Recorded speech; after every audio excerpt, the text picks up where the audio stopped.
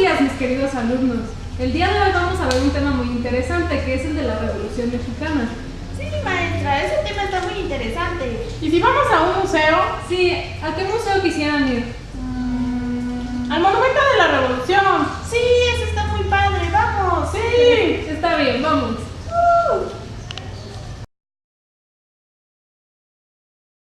Benito Juárez fue el personaje central del periodo liberal del dirigente de la Reforma y de la defensa de la República frente a la invasión francesa.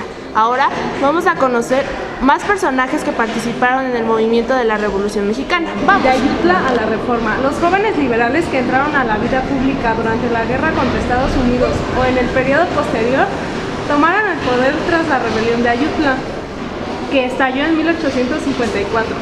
Contra el último intento dictatorial de Antonio López de Santa Anna. México nunca ha tenido un equipo dirigente como el que tomó el poder en 1855, que redactó la Constitución para dar a México una organización política moderna y que fue promulgada el 5 de febrero de 1857.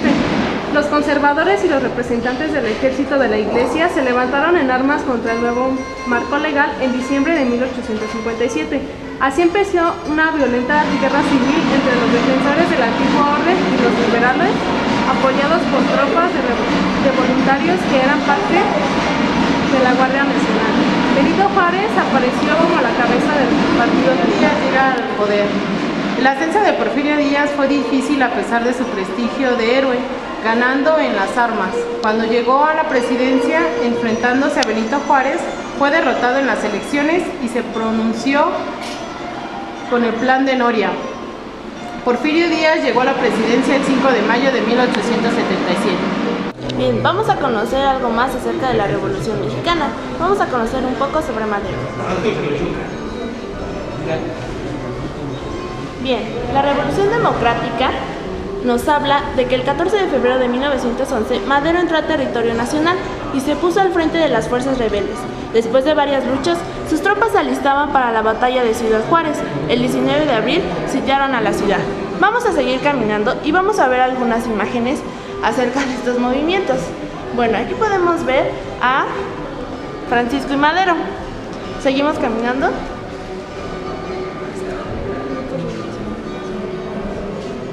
Aquí encontramos grupos revolucionarios de la ciudad de Juárez. Y más adelante podemos encontrar miembros de la Comisión de Paz. En la parte de arriba podemos ver a Madero con Pascual Orozco. Sigamos caminando. Francisco y Madero llegó a ser presidente. El nuevo gobierno hizo cambios notables, pero también tuvo que enfrentar rebeliones notables. En el sur, Emiliano Zapata, con un ejército de campesinos, se levantó contra el régimen de Díaz y continuó contra el gobierno maderista. Sigamos caminando y conociendo más del museo. Aquí podemos ver el gabinete presidencial de Madero. Seguimos caminando, vénganse.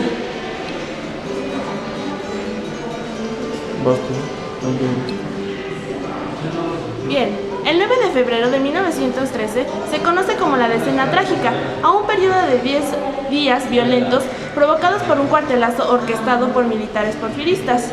De la Escuela de Aspirantes de Tlalpan, uno de los dos colegios militares de la ciudad, salió una columna hacia Palacio Nacional, sometió al guardia y lo ocupó, pero unas horas después leales lo habían recuperado. Vamos a seguir conociendo. En esta imagen podemos encontrar la entrada triunfante de Francisco Madero con su lema sufragio efectivo, no reelección. Aquí en esta imagen nos habla acerca del Plan de San Luis, que como sabemos fue en 1905 y nos habla de la regeneración y la revolución social, que es un órgano de círculo de obreros libres. Nos habla de la huelga revolucionaria de Iglán, Orizaba, Puebla, Tlaxcala, México, Querétaro, Hidalgo y Distrito Federal. Esto fue durante los años 1906 y 1907.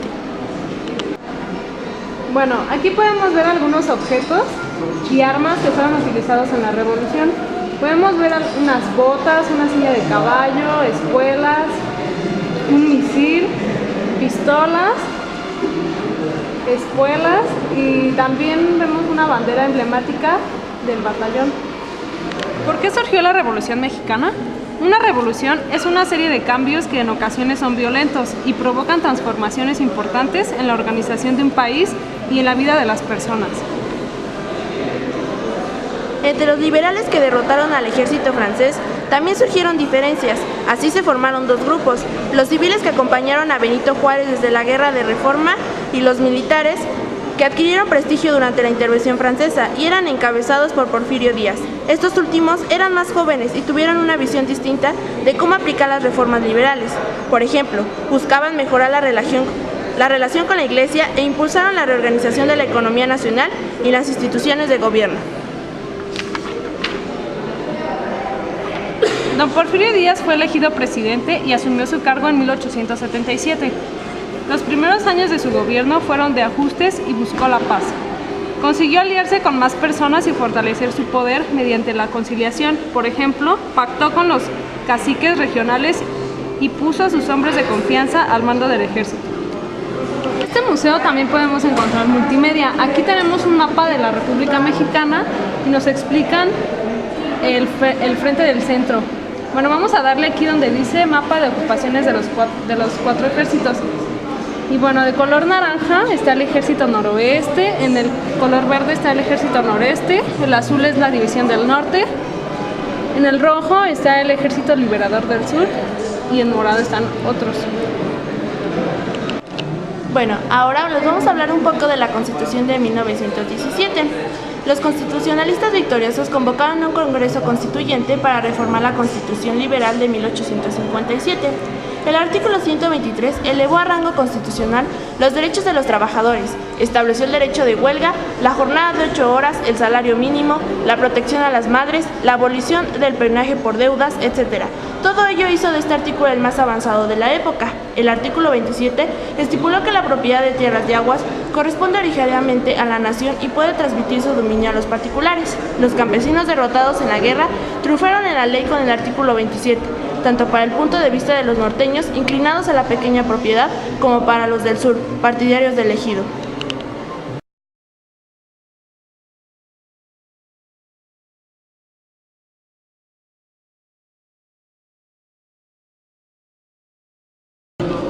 Aquí encontramos una pluma, que es edición especial que mandó a hacer Venustiano Carranza para firmar la Constitución. Bueno, aquí estamos sentados en la silla presidencial que fue hecha desde 1920. Esta es una réplica, ya que la original no sabemos dónde quedó.